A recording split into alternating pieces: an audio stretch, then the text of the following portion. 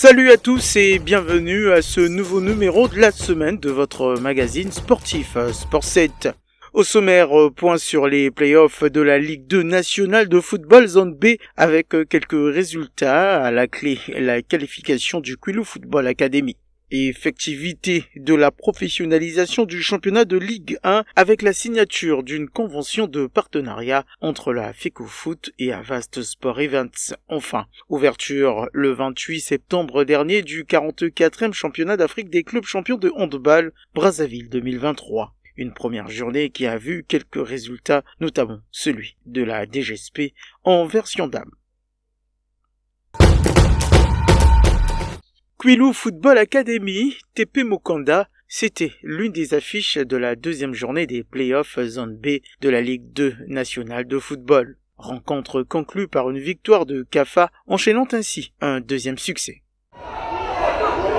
C'est ce magnifique lob de l'attaquant de Quilou Football Academy, réalisé pendant la deuxième période du match, qui a fait la différence entre Kafa et le tout-puissant Mokanda, lors de la deuxième journée des rencontres des playoffs de la zone B à Pointe-Noire. Papo Makita, coach de Quilou Football Academy, à la fin de la partie. La victoire a été retardée parce que si on regarde, on l'a eu 2 fois en première partie, mais ils n'ont pas pu concrétiser comme, bon, c'est aussi la jeunesse, hein.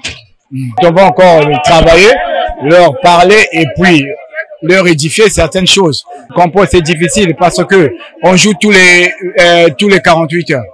Donc, par contre, normalement, c'est un calendrier démentiel. Le joueur a droit, pour avoir toutes ses possibilités, c'est pendant 72 heures.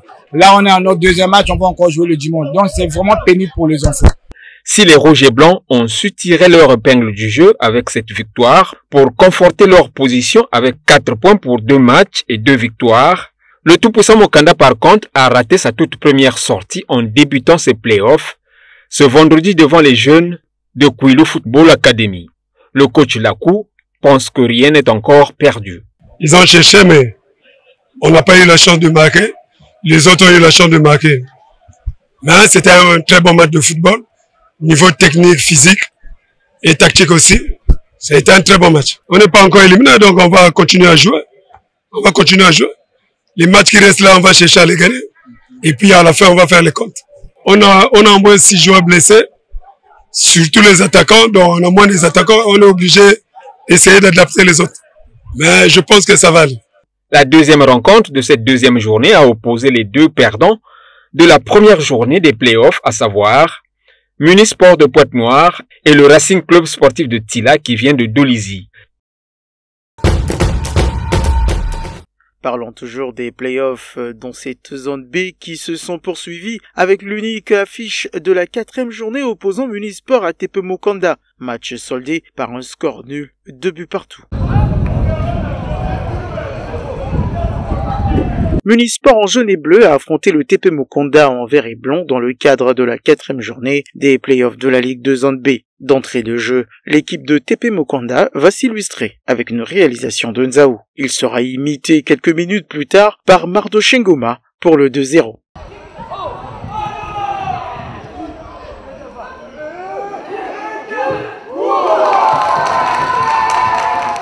Mais avant la pause, Munisport va réagir en réduisant le score par l'entremise de son attaquant, Fred Ngombete, l'entraîneur de Munisport, Dieudonné à la mi-temps. On a encaissé 2 buts sur déséquilibre et il y a eu hésitation de la défense, mais après les gars sont entrés en jeu. Depuis que l'équipe aussi a été remaniée pratiquement à 80%, les titulaires ne sont plus là, d'autant plus que la cause est perdue. Il fallait lancer ceux qui ne jouaient pas et voilà. Le résultat est là, on continue à peaufiner pour un peu rechercher à faire un match nul, soit à gagner le match. Au retour des vestiaires, les deux équipes vont se procurer des occasions pour au final voir l'attaquant de Munisport Fred Ngombete égaliser, souffrant ainsi un doublé au passage.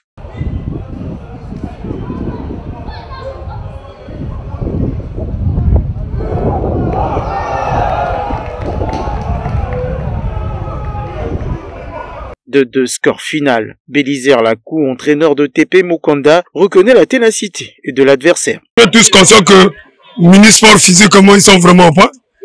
Bon, ils nous ont causé beaucoup de problèmes. C'est parce que les enfants aussi ils ont rentré dans leur jeu. Et puis bon, ça paye cash, hein. Signalons que le classement général de cette zone B est dominé par le Quilou Football Academy.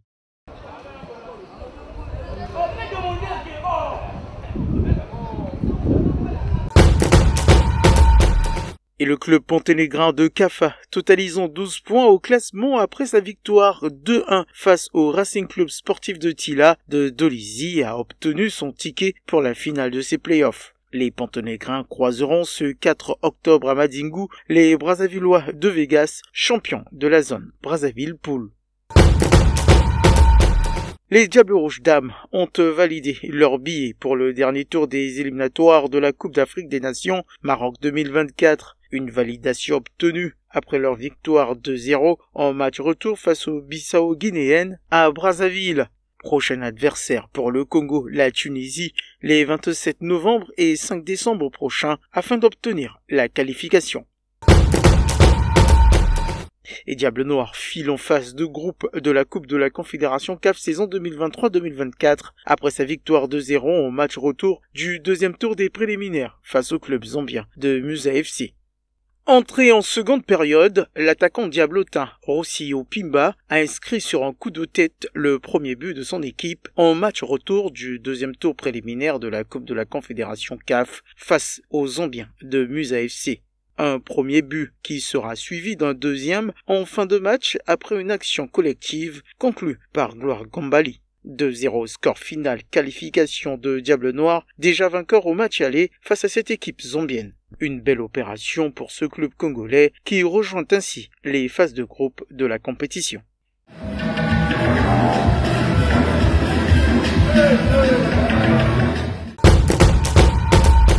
Puis, le football congolais, notamment le championnat national Ligue 1, prend une nouvelle dimension avec la signature d'un nouveau partenariat entre la Fédération congolaise de football et la société Avast Sport Events. Améliorer le niveau sportif des clubs congolais afin qu'ils soient compétitifs en compétition africaine, tel est le but de l'accord paraphé entre la Fédération congolaise de football et Avast Sport Events. D'entrée, cette société compte apporter un soutien financier à hauteur de 30 millions de francs CFA par club pour la participation au championnat à compter de la prochaine saison 2023-2024. Aussi, l'équipe championne recevra un chèque de 80 millions de francs CFA et les autres seront primés en fonction de leur classement. Le déplacement des équipes et des équipements d'entraînement et des matchs seront aussi assurés. Notre football a besoin de financement. Nos équipes sont pauvres. On va rehausser un peu le niveau du football parce que vous comprenez que beaucoup de nos joueurs partent du Congo pour aller à l'extérieur parfois pour toucher $200, $300. Donc si déjà dans son pays, ils peuvent avoir les $200, les $300, vous ne pourrez pas la raison qui fera que ces joueurs-là sortent en masse comme ça. Donc c'est pour cela que nous avons eu un partenaire aujourd'hui qui va nous aider pour que les nôtres aussi restent dans notre pays. Pour la nouvelle saison qui pointe à l'horizon considérée comme phase de démarrage du projet, seuls les stades Alphonse Massamba Débat de Brazzaville et le complexe sportif de Pointe-Noire seront retenus. Petit détour en Europe, notamment dans le championnat ukrainien où l'international congolais Benny Makwana a été élu meilleur joueur du club Policia du mois d'août. Un prix qui a vu 1927 fans du club choisir le Congolais à 70% devant ses coéquipiers Polip Budviski et Denis Yanakov. Distinction méritée pour Makwana qui s'impose à chaque match comme étant titulaire de cette équipe. Terminons ce tour d'horizon sportif de la semaine écoulée avec le 44e championnat d'Afrique des clubs champions de handball qui se tient à Brazzaville. FAP du Cameroun, Al Ahly de l'Égypte a été l'une des affiches de la première journée du 44e championnat des clubs champions Brazzaville 2023. Dans une rencontre très serrée, les Égyptiens du Al Ahly ont su dominer la partie en première période, menant au score 11-8. Une domination égyptienne qui sera confirmée en seconde mi-temps, l'emportant au final 33-18. Chez les dames, l'affiche tant attendue a été celle des Congolaises de la DGSP à domicile, face aux Ivoiriennes de Bandama. Les Amazones de la Direction Générale de la Sécurité Présidentielle vont tout d'abord être menées à la pause d'un point d'écart 16-17 avant d'enchaîner une seconde période très serrée pour finalement s'imposer 35-28 sur les Ivoiriennes. Autre résultat, c'est la victoire des Congolais de BMC 28-26 sur la GSK de la RDC et la large victoire chez les dames 43-22 du Petro Atlético de l'Angola sur les Camerounaises du FAP. Et c'est la fin de ce magazine. Rendez-vous la semaine prochaine pour un nouveau numéro.